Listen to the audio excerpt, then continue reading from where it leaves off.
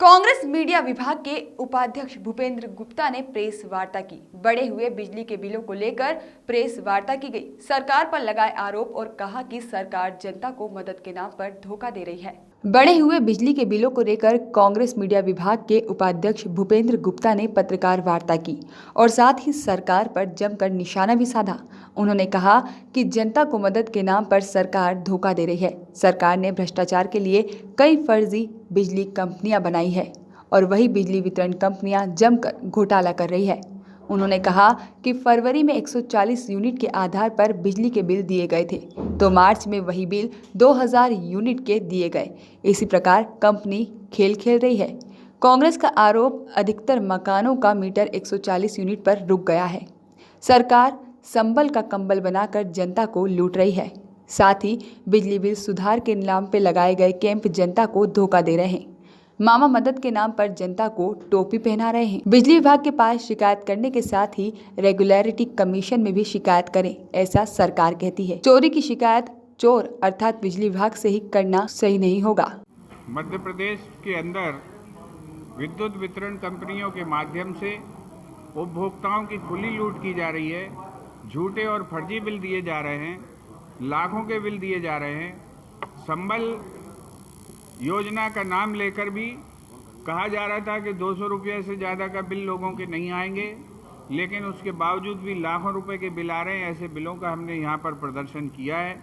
झूठे बिल आ रहे हैं जिनमें आकलित खपत जो है 500 वाट के कनेक्शन की 2000 यूनिट की खपत बताई जा रही है। 1000 वाट के कनेक्शन की 2000 यूनिट की खपत बताकर बिल बनाए जा रहे हैं। इस तरह के झूठे बिलों के माध्यम से न केवल जनता को परेशान किया जा रहा है, बल्कि उन्हें लूटा जा रहा है, उनके साथ ठगी की जा रही। इसकी शिकायत हम लोग जो है रेगुलेटरी कमीशन में करेंगे और ये सारे बिल जो है एक क्षेत्र के हमने एकत्रित किए हैं, अम्बाह के हैं, जहाँ पर अभी उपचुनाव होना है।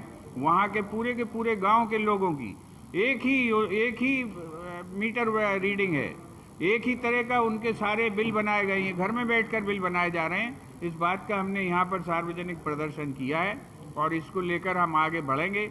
और जो कमलनाथ जी की सरकार में 100 यूनिट 100 रुपये का बिल आता था, उस योजना को पुनर्स्थापित करवाएंगे और हमारी सरकार लौटेगी तो फिर से जनता को 100 रुपये का बिजली का बिल मिलेगा और ये जो लाखों करोड़ों की जो लूट हो रही है, इस लूट पर रोक लगेगी।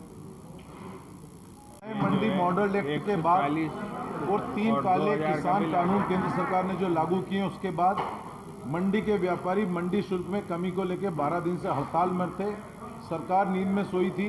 12 दिन बाद सरकार जागी तो उसने निर्णय लिया कि मंडी शुल्क जो ₹1.50 उसे 50 पैसे किया जाएगा, निराश्रित शुल्क जो 20 पैसे उसको हटाया जाएगा।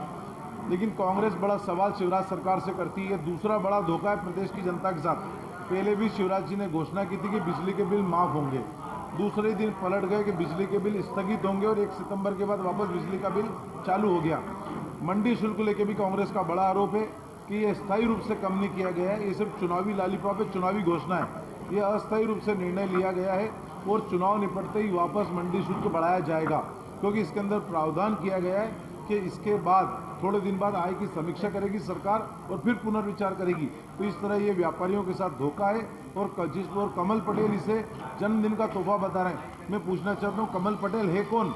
कृषि मंत्री कमल पटेल का जन्मदिन उनका निजी मामला हो सकता है क्या? सरकारी खजाने को सरकार ने उनके जन्मदिन पर तोहफा दिया है क्या? सरकारी खजाना किसी मंत्री के जन्मदिन के लिए होता है कि आप कह दें कि सौगात दिए? शिवराज जी कह रहे हैं सौगात मैंने दी, कमल पटेल अपने जन्मदिन का तोहफा बता रहे हैं। प्रदेश के व्यापारियों के साथ, जनता के साथ ये मजाक कर रहे हैं और ये धोखाधड़ी है।